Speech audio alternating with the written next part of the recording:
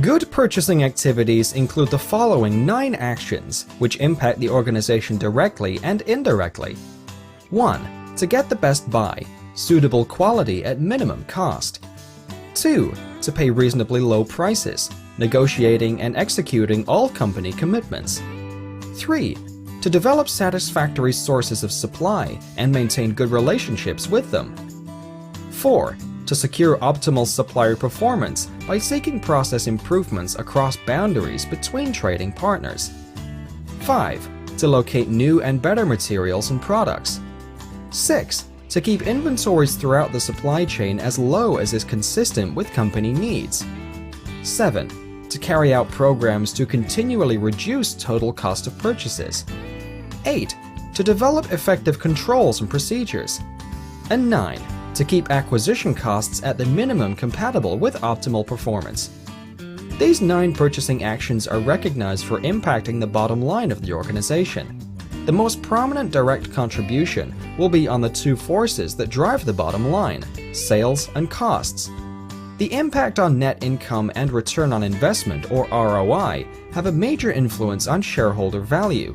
The cost impacts are easily understood because cost reduction is considered a purchasing job. Purchasing works with internal customers to help improve processes and drive down costs.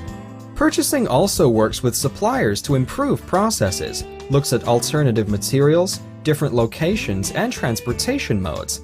Focusing on cost improvement is a core competency of purchasing professionals. There are also many opportunities to help drive up market share. For example, strong relationships with the right suppliers might allow for early supplier involvement in new product development. Therefore, the supplier is prepared for the actual launch and can also contribute and make changes if appropriate to facilitate an easier and less costly production launch. Let's take a look at purchasing's impact on profitability. For every 1% in purchasing savings, the company gives a 5% profit. To receive a comparable benefits sale, they would need to bring in additional $5 million revenue. Looking at the purchasing's impact on profit in further detail, assuming that the profit ratio depicts a typical performance for a healthy $20 million sales company. In this case, purchases are 53% of sales, which is $10.6 million, are part of company costs. Next, assuming with a 2.5% savings, it reduces purchases to $10.3 million, which causes a chain reaction as it flows through the cost accounting system, first by reducing total cost that increases profit, and then profit margin, and ultimately return on investment, or ROI. The return on invested capital for the company has increased from 10.5 to 13.6, which is a 28% improvement because of purchasing's profit contribution. In addition, lower material prices will reduce inventory value or assets.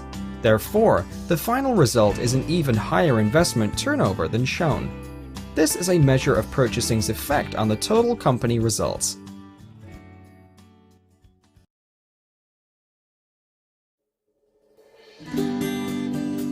After determining the need to procure from suppliers, we search for suitable suppliers who can meet or exceed our requirements. The entire process of supplier selection and evaluation is time-consuming. Companies would usually inquire existing suppliers whom already have been qualified and approved. In the event current suppliers are unable to provide the new required product or service, purchasers will begin the supplier selection process from scratch. Simplified supplier selection process. 1. Creating a supply base and establishing contract terms and selection criteria. Establishing a list of potential suppliers who are able to provide the required product or service. Generic information about potential suppliers can be found via many sources, such as supplier trade directories, supplier catalogs, networking, professional contacts, and supplier databases.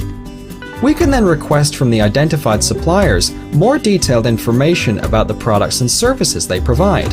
This can be done by sending a request for information, or RFI, to the suppliers. RFIs are usually used when there is little information about the suppliers or the supply market. A main objective of sending RFIs is to determine which suppliers should receive a request for proposal, or RFP, or request for quotation, RFQ. After using RFIs to narrow down potential suppliers, RFPs are issued to their prospective suppliers. The RFP represents a statement of work that contains a set of performance requirements, which usually includes detailed specifications, assumptions and constraints, terms and conditions, and selection criteria. Here, the contract terms and conditions and selection criteria are determined. Suppliers respond to the RFP with details on how they would satisfy the buyer's performance requirements and the price they would be willing to accept to do so. An RFP is appropriate for the purchase of items that are non-standard or highly complex, requiring supplier input and expertise about the best way to meet the requirements stated in the RFP. Purchasers may choose to send an RFQ instead, when it is possible to develop a statement of work that states the exact specifications of the good or service required. Due to their upfront specification requirements, RFQs are appropriate for procurement of items that are standard and well known in the marketplace. The three most important and common selection criteria. 1. Quality, having to ensure that the supplier is able to supply precisely those raw materials and parts required by the purchaser and meet the quality specifications. Also, the supplier has the capability to produce the amount of production needed or can attain that capability. 2. Cost. Supplier evaluation and ranking and awarding contract. We will discuss more of this in the next video. 3. Delivery and reliability. Monitoring supplier performance and maintaining supplier relationship.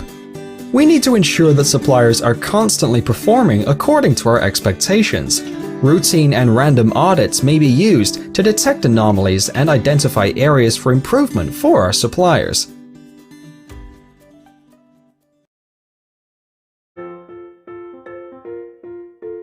Supplier evaluation is a system for recording and ranking the performance of a supplier in terms of their performances that are critical to the buyer. This evaluation process is vital due to the underlying strategic importance, especially when it comes to the criticality of the item or service purchased, and the money and quantities involved if they are very large. Supplier rating is the result of a formal supplier evaluation system. Suppliers are graded on their standing, status, or title according to their attainment of level of required performance. Companies should evaluate and rank their suppliers according to the key performance indicators, or KPIs, or criteria that will affect the company's business operations, as well as the impact on their next-in-line customer. Evaluation criteria includes quality of the products or services, delivery performance and reliability, cost and price, capabilities, and services. When evaluating and ranking suppliers, a standard system can be used to assess and monitor supplier performance with an intention to reward suppliers who meet expectations with ongoing and future supply relationships. Provide accurate feedback to suppliers to highlight their strengths as well as their weaknesses through the eyes of the customer, which can be used as an effective continual improvement tool. Provide benchmark data, which will allow suppliers to compare their performance against other suppliers and aids in the identification of the best performers and allow other suppliers to learn from them. Assist in minimizing subjectivity and biased judgment, which allows the consideration of all relevant criteria in assessing suppliers. Provide feedback from all areas that allow specific action to be taken to correct identified performance weaknesses. Establishing continuous review standards for vendors, thus ensuring continuous improvement of vendor performance. Select vendors for further development. There are a number of methods or tools to evaluate and rank suppliers. 1. Categorical method is easy to use compared to the other methods. It involves the classification of each supplier's performance in specific areas defined by a list of relevant performance variables. This consists of a procedure where the purchaser keeps a record of all suppliers to be evaluated, along with their actual performance by product. Factors are developed for evaluation purposes, and the purchaser will grade them, such as good, neutral, or unsatisfactory, indicating the supplier's actual performance in each area. 2. Cost-to-ratio method looks beyond the price of a purchase to include many other purchase-related costs. The method evaluates supplier performance by using the tools of standard cost analysis. 3. Linear averaging or weighted point method attempts to combine the qualitative elements of the categorical plan with the systematic nature and quantifiable procedures of the cost ratio plan. A limited number of evaluation factors can be included, and their importance can be expressed in numerical terms or weights. The composite performance index can be calculated and supplier comparisons will be made. After performance factors have been selected and judgmentally weighted, a specific procedure is then developed to measure actual supplier performance on each individual factor.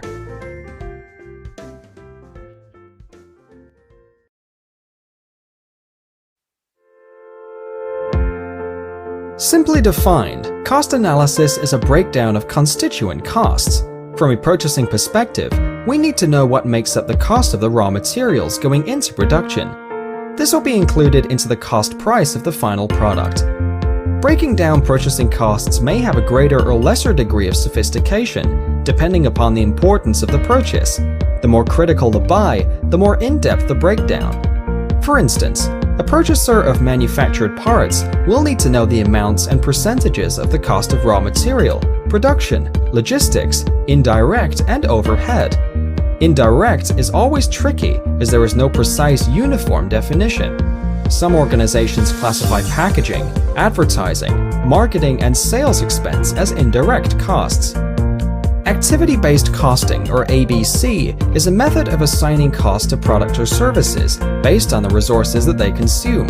For a start, all business activities will be broken down into their discrete components. As part of its ABC program, for example, Company XYZ divides its purchasing activity into things like negotiating with suppliers, updating the database, issuing purchase orders, and handling complaints. ABC focuses on cost drivers, the activities that cause costs to increase. Traditional absorption costing tends to focus on volume-related drivers, such as labor hours, while activity-based costing also uses transaction-based drivers, such as number of orders received. In this way, long-term variable overheads, traditionally considered fixed costs, can be traced to products. Target costing is an approach where the organization market data internally and from the market regarding what a customer will reasonably pay for a product or service offering, including specific features or functions. The desired profit margin is then deducted, and the remaining amount becomes the total allowable cost. For this number to be meaningful, the allowable cost is apportioned among all of the organization's cost centers, including administrative costs, marketing, direct labor, and materials costs. From there, the allowable or target costs for specific materials and components are determined. The purchasing, finance, and engineering departments work together to determine what the purchase cost should be based on its capabilities. The targets for spend levels on capital are obtained by considering the required return on investment based on the revenue streams and product costs associated with the purchase. This will determine the maximum and minimum purchase price range in negotiations with suppliers. Total cost ownership, or TCO, from a purchasing perspective, can be defined as an approach for understanding and managing the true costs of doing business with a particular supplier, or of a particular process, or an outsourcing decision.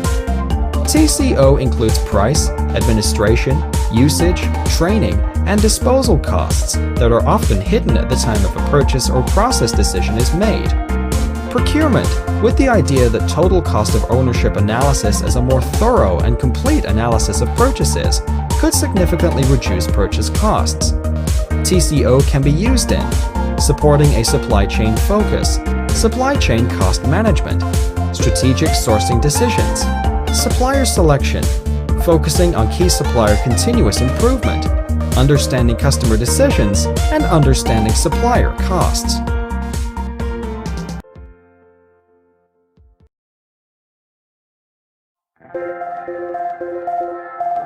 E-procurement is often described as the business-to-business purchase and sale of supplies and services over the internet. E-procurement simply replaces traditional procurement with electronic means, enabling widely dispersed buyers and suppliers to come together, interact, and execute purchase transactions directly over the internet. Benefits: e-procurement automates some buying and selling processes, resulting in a reduction in the time between need recognition and the release and receipt of an order. Improved communication, both within the company and with suppliers. A reduction in errors. Lower overhead costs. Purchasing personnel spend less time on processing of purchase orders and invoices, and more time on strategic value-added purchasing activities. E-auctions are procurement auctions performed online, where suppliers or buyers use internet-based software to bid against each other in real time against a published specification. Benefits of using e-auctions: flexible time limits, no geographical limitations, offers highly intensive social interactions, includes a large number of sellers and bidders, which encourages a high-volume online business. Online auctions include business-to-business, B2B, business-to-customer, B2C, and consumer-to-consumer, C2C auctions. eBay is an example of an auction site that uses all three methodologies. When would an e-auction be used? 1. The commodity must be of sufficiently high value to generate reasonable savings, as we need to cover the cost of running the auction. 2. The specifications of the commodity must be able to be defined precisely to allow meaningful measurement and comparison. 3. There must be sufficient players in the market to be able to have a number of suppliers or buyers participating in the e-auction. 4. There must be sufficient scope for more competitive pricing, i.e., not very low price margins. Electronic Data Interchange, or EDI, is technically known as the direct computer-to-computer exchange of standard business forms. In simple terms, EDI is the electronic interchange of business information using a standardized format, a process which allows one company to send information to another company electronically, rather than with paper without human intervention. Benefits: automatic data exchange with standardized formats, faster flow of information at any time and worldwide. This resolves time zone differences. Cost savings in terms of processes, correspondences between supplier and buyer personnel, and paperwork. Here's an illustration. A 4-step purchase process is reduced to 2 steps in a typical manual or semi-automated purchase order creation process compared to one that is EDI-based. Steps in a manual or semi-automated purchase order or PO process. 1. Enter information into the procurement system to generate a PO. 2. Print out purchase order. 3. Email, fax, or snail mail PO to supplier. And 4. Correspondence with supplier to confirm receipt of PO. Steps in an EDI-based PO process. 1. Enter information into procurement system to generate a PO. And 2. Send PO to supplier via EDI. Automatic confirmation of PO received via EDI.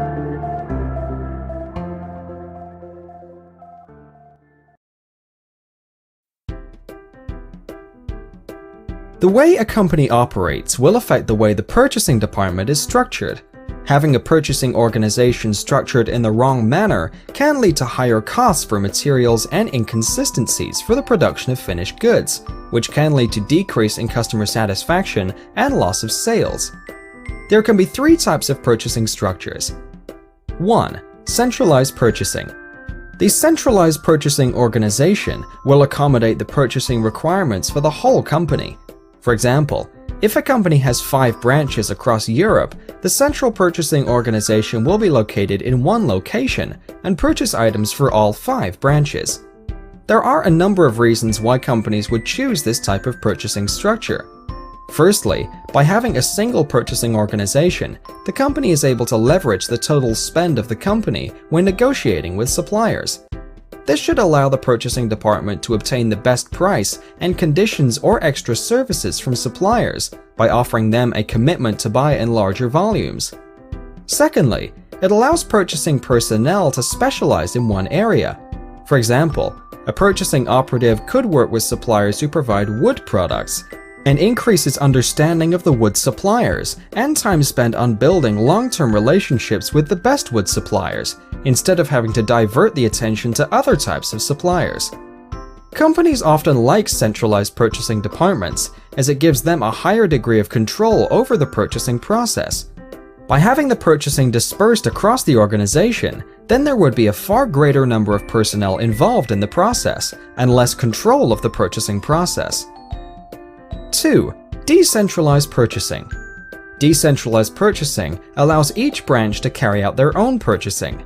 This purchasing model can be successful only if each location acts as its own profit center or has a business that is different from other locations. In these cases, each branch of the organization will usually purchase from local suppliers who are better able to respond quicker when required. For example, if a supply is imminent, manufacturing will be affected. A local supplier could do deliveries the day itself, whereas a centralized purchasing would take time. 3. Hybrid. Many companies have tried to adopt a mix of centralized and decentralized purchasing to reap the advantages of both structure types. In this instance, usually the organization will decide the maximum dollar value of supplies to be allowed to be purchased decentrally to free up the resources of the purchasing personnel. If the supply exceeds the determined dollar value or is of a critical nature, that supply will be purchased centrally, where a more comprehensive purchase process will be conducted.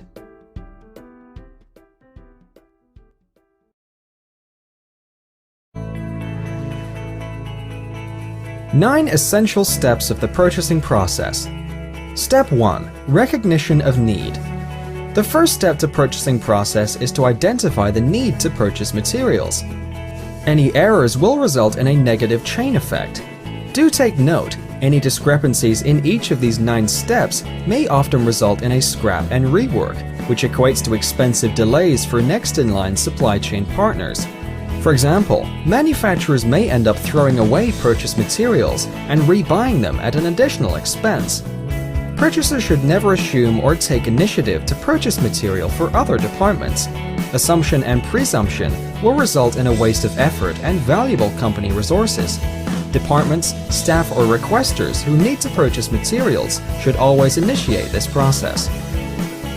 Step 2. Description of need. In this step, the requesters will need to inform the purchasing department what exactly they need to buy. They can specify the product's brand or specification. Specifications are in-depth descriptions of their need provided to purchasers. A vague item description may be too confusing for both purchasers and suppliers, which may result in inaccurate buys, rebuys, and delay in the next supply chain process. For example, if the manufacturing department wants us to purchase a sewing machine, they need to include the brand or specifications, such as the capacity, capabilities, size, durability, price range, or budget. A strict policy on purchase description is a comprehensive template to follow. Clarification may need to be sought with the requesters if specifications are unclear. Steps 3 and 4. Identification and analysis of possible sources of supply, and supplier selection and determination of terms. Looking for the best supplier or suppliers involves identifying, selecting, and evaluating or qualifying suppliers. It will determine who to buy from. In most cases, existing qualified suppliers are first approached. If they are able to meet the requirements, it will reduce the efforts and resources required to search for new suppliers. Step 5. Preparation and placement of the purchase order. Once the supplier has been evaluated and approved, ordering of the materials will take place. One may attempt a sample order first, where a minimal quantity is purchased as a trial before committing to larger orders. Step 6. Follow up and/or expedite the order. Checking in with the supplier and tracking delivery and conditions of materials ordered. Step 7. Receipt and inspection of goods. Once the order is received, check for discrepancies, for example, incorrect quantities, inaccurate items delivered, or damaged items. Step 8. Invoice clearing and payment. Full or remaining payment to suppliers, depending on the terms of the purchase agreement. Different countries have varying payment cultures. For example, when dealing with a supplier from one country, usually an initial payment or deposit of 20% is required, the remaining to be paid after receipt of goods.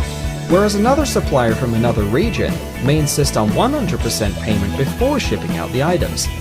Close coordination with the accounts department is required, especially the accounts payable staff, as we will need to arrange for payments to the suppliers. Payment terms may vary, sometimes in cash or credit form. Step 9. Maintenance of records and relationships. Keep track of all purchases from all suppliers. Usually an audit trail is required due to internal and external requirements. For example, audit checks by independent parties. It is good practice to keep a copy of or archive all supplier correspondences.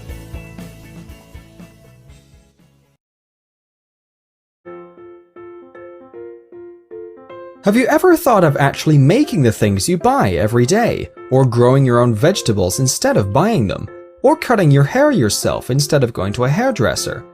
Some of you might reply yes, no, or maybe, but I'm sure you will be asking out loud the same questions. Why would I want to make all this stuff? And am I capable of making all this stuff? As well as, should I be making all this stuff? This scenario is called the make or buy paradigm. The make or buy decision is the act of making a strategic choice between making an item or service internally, in-house, or buying it externally from an outside supplier. So the question that springs up spontaneously is, should a firm make its own entire product line and components, start buying them from a new supplier, or maintain an ongoing relationship with a particular supplier? Decision process that companies adopt these days has become complicated because of various factors. Here are some essential factors that affect the make or buy decision. 1. Item or function criticality.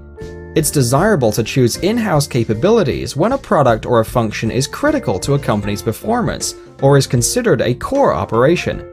For example, many chicken rice specialty stalls at the food market makes their own chili sauce and cooks the chicken themselves, which is often the differentiating factor between other competing chicken rice stalls. They would not want their competitors to learn of their secret recipes. 2. Capability and capacity to manufacture the item or service.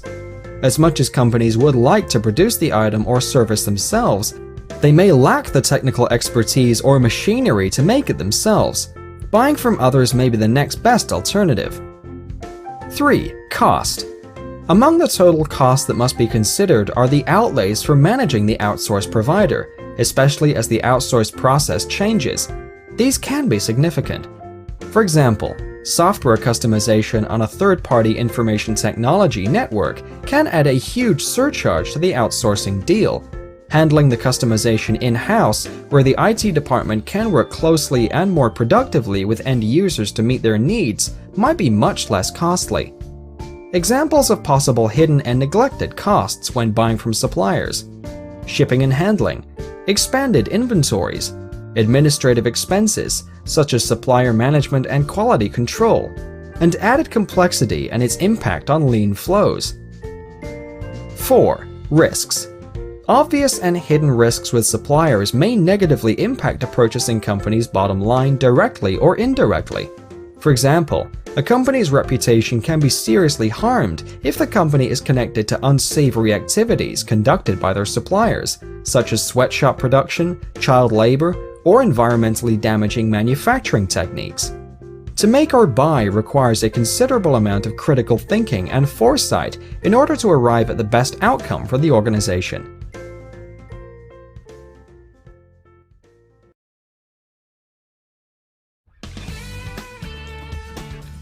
Purchasing has become one of the critical boundary-spanning functions in successful companies, since it is particularly important as an intermediary in the supply chain between external suppliers and internal customers, who provide products and services for external customers. As a result of the increased interest in supply chain, quality has emerged as an important factor in the value-adding process involved in the production and product fulfillment along the supply chain. In fact, the production of defect-free components and parts that meet the requirements of customers along the supply chain is critical for the quality of the final products. So, what is quality? It means satisfying customer-defined standards, meeting customer needs, meeting or exceeding customer expectations, satisfying future needs and requirements of customers. Impact of purchasing's quality. Firstly, many of the materials used in manufacturing are purchased from other companies. It is pretty obvious that it will be difficult to achieve the required quality standards without the appropriate raw materials. Secondly, materials are a source of process variation with a direct impact on the quality of the product. Supply of materials with poor quality may have important consequences in terms of complaints from the next supply chain partner, or worse, the end customer. The adoption of quality management in purchasing has a direct and positive impact on the operational performance of the purchasing function. This concludes that the implementation of a quality management purchasing initiative, supplier quality management, personnel management, cross-functional coordination, quality information, management commitment, and benchmarking will contribute to improving purchasing's operational performance, such as increasing quality of materials purchased, ensuring on-time delivery from suppliers, meeting material expending targets, and achieving inventory goals. Another plus point, managing purchasing quality well also directly improves purchasing's internal customers' satisfaction levels, as well as indirectly through better levels of purchasing's operational performance.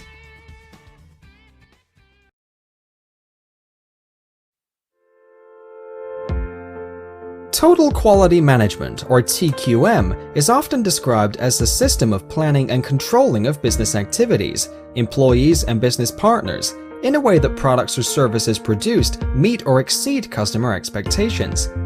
The pillars of TQM is the customer-supplier interface, both externally and internally, and at each interface lie a number of processes. These are the foundations of TQM, and they are supported by the key management functions of people, processes, and systems in the organization. Quality Function Deployment, or QFD, is one of the quality management tools. It is a systematic approach to manage products, services, or processes design or improvement. QFD attempts to translate subjective quality criteria into objective ones that can be quantified and measured to be incorporated in the design and manufacture of a product. The three main goals of QFD are: 1. Prioritize spoken and unspoken customer wants and needs. 2. Translate these needs into technical characteristics and specifications. And 3. Build and deliver a quality product or service by focusing on customer satisfaction. QFD can be used to plan new products, design product requirements, determine process characteristics, control the manufacturing process, and document already existing product specifications.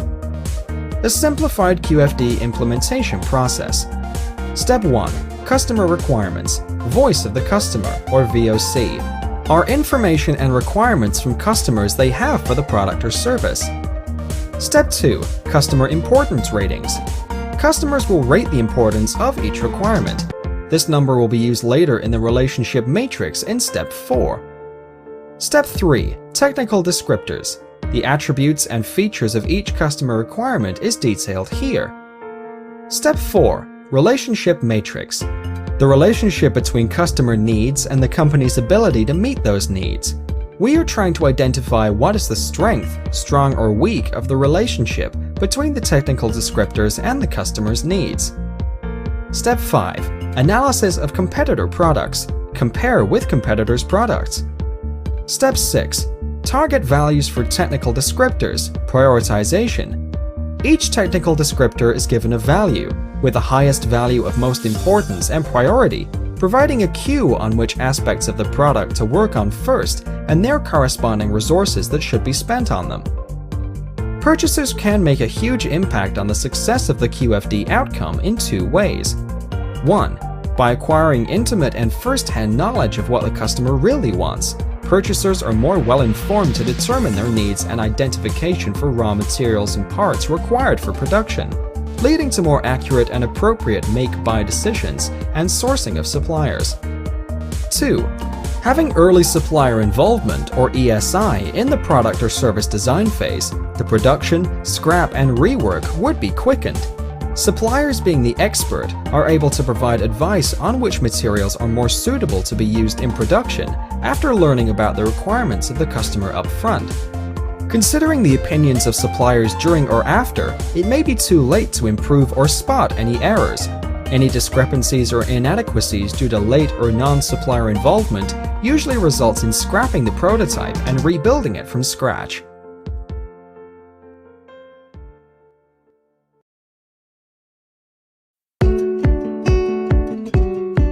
When you shop for items overseas, do you face issues such as these? Is the price you buy at the price before tax or actual final or net price? Any transaction or currency conversion costs associated? Do you know who is handling and transporting your product? Is the seller able to confirm the delivery date and time, or do they provide you with a wide range of dates? For example, delivery will be between 5 to 16 days. Will there be any issues with custom clearance? Is the seller able to customize your preferences? Will the seller be able to understand your requirements? What happens if the product you ordered is not what was delivered? Do you even know who your seller actually is? Is it a person, a company, a wanted fugitive? So many questions, yet so few guaranteed answers. This is global purchasing, which means buying from suppliers not physically located in your country or region. Some critical issues in purchasing globally includes 1. Total international costs. It is easy to focus on the lowest price per unit and assume that's the best option. But unit cost is just one fragment of the total cost equation. Other cost factors include transportation, customs and duties, intermediary services, both at origin and destination, communication, trips abroad, banking fees, exchange rate fluctuations, financing and insurance, and additional freight charges. 2. Product quality specifications, culture, language, and communications. It is usually more difficult and strenuous to communicate product quality specification with overseas suppliers than local suppliers. Physical geographic distance discourages face-to-face modes of communication, which facilitates the exchange of information and reduces misinterpretation of product quality requirements. Cultural and language differences may vary greatly, leading to difficult, complex, or dangerous misassumptions between the buyer and seller. Even with the use of video and voice communication technology, it is always best for the supplier to see, touch, feel, weigh, and measure product samples or specifications. Otherwise, product quality may be compromised, leading to detrimental effects downstream and increased delays in rectifications. 3. Logistics and capability and lead time. When suppliers fail to meet delivery requirements, lead times are lengthened and negatively impact the supply chain activities further downstream in an evil cycle. For example, manufacturers will have to postpone production and incur additional manpower costs.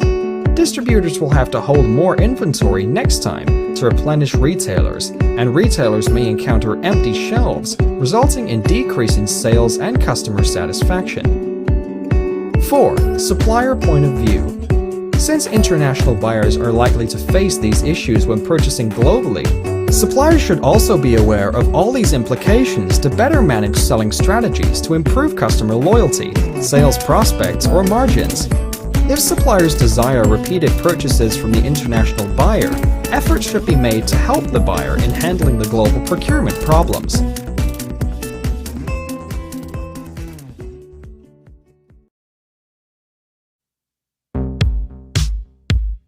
Purchasers may use either distributive or integrative strategies in their negotiations with their suppliers, depending on the situation at hand and their goals. Distributive negotiation is usually carried out for short-term or one-time business dealings only. For example, the supplier or purchaser has determined there will be no more future transactions with the other party.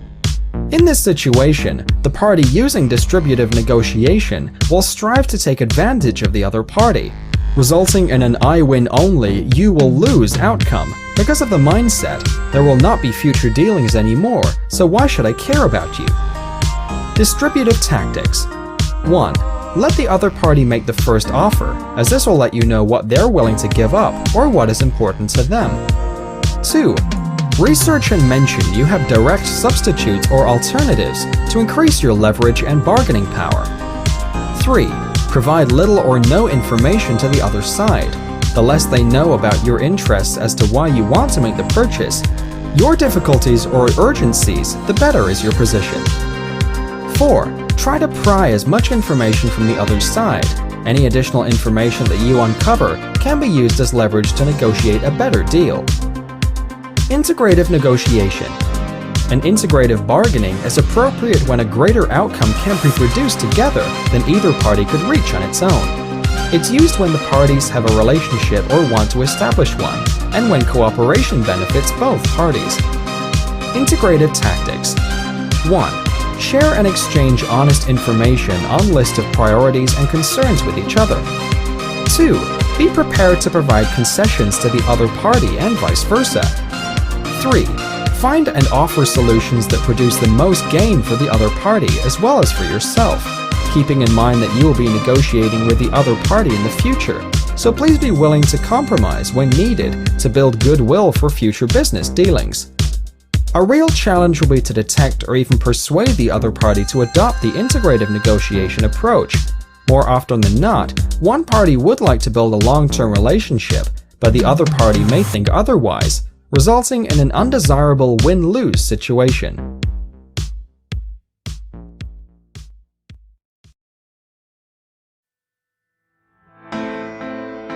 The proliferation of globalization and increase in stakeholder expectations expose organizations to a greater degree of compliance and ethical risks.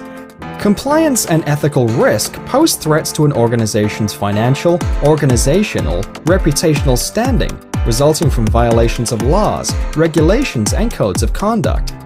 Once an organization is deemed unethical or has broken the law, its supply chain partners will be adversely impacted as well. Ethics is about fairness, virtues, duty, obligation, rights, justice, and a sense of honesty, exercising diligent judgment by making a choice between right and wrong, good and evil. Therefore, as purchasers, we uphold responsibility for our supply chain from which goods and services enter our organization, or directly to our supply chain partners or end customers. Purchasers should actively seek appropriate guidance, be open about concerns, and engage positively with suppliers and internal customers or peers. Liability exposures may be prevented by avoiding and refraining from activities that give rise to that liability. Recommendations to manage legal and ethical issues. 1. Increase transparency, confidentiality, and fairness.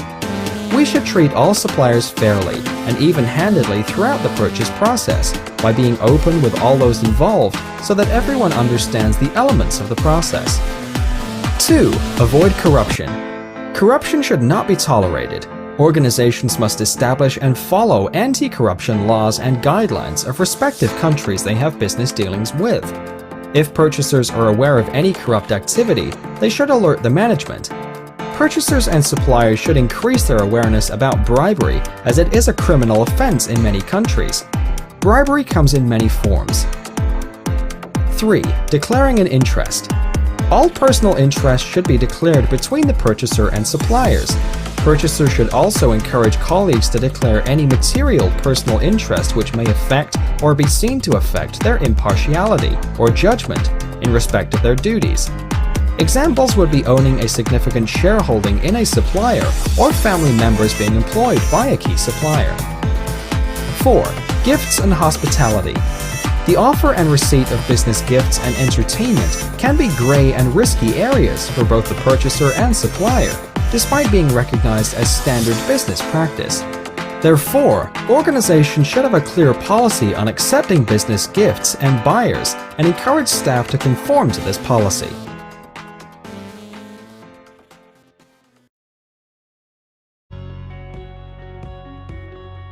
Over the last 15 to 20 years, purchasing has received much attention from industry leaders and top managements who recognizes the potential of purchasing that contributes to organizations' strategies. The purchasing function is also referred to as sourcing, supply management, and procurement. Most companies now define their purchasing organizations as managing the supply chain and business model.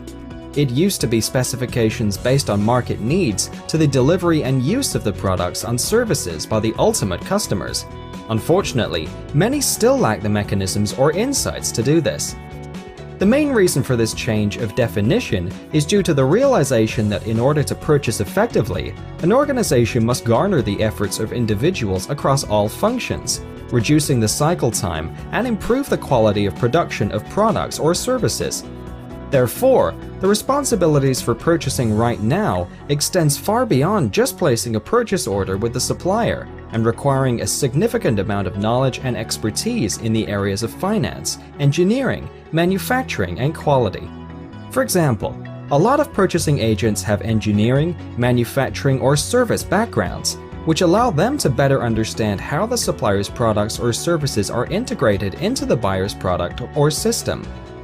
One role of the purchasing department is to procure all necessary materials needed for production or daily operation of the company or government organization. For a manufacturing company, this might include raw materials such as iron or plastic, tools, machinery, delivery trucks, or even office supplies.